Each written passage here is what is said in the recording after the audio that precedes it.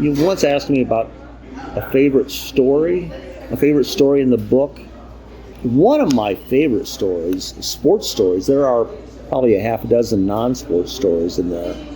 One of my favorite sports stories was I was covering, I think, the 1983 All-Star Game in Chicago at Comiskey Park. Writers were able to get on the field before the media time. This was hours before the game. And that was a pretty significant All-Star game. That was the 50th anniversary? 50th anniversary of the All-Star. I'm standing there, and I've done some interviews already with some of the players. I'm standing there, and I look across in the American League dugout, and there's this old guy pretty much by himself. And he's got a kind of an old baggy uniform of yesteryear, Washington old W on his cap.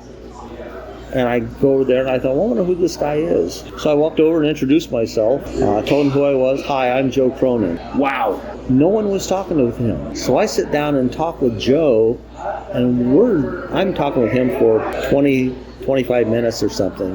And he's telling me stories of the very first All-Star game that he played with Ruth and Gehrig in 1933, reminiscing about that. And of course, if you remember, he was the American League president for years. Absolutely. Just being in the presence of Joe Cronin was amazing. I don't think anyone else had a story on him. We're talking like that's 7 degrees of separation, but not 7 degrees, no. like 2 degrees, or 1, or none. Yeah, that was one of my favorite stories.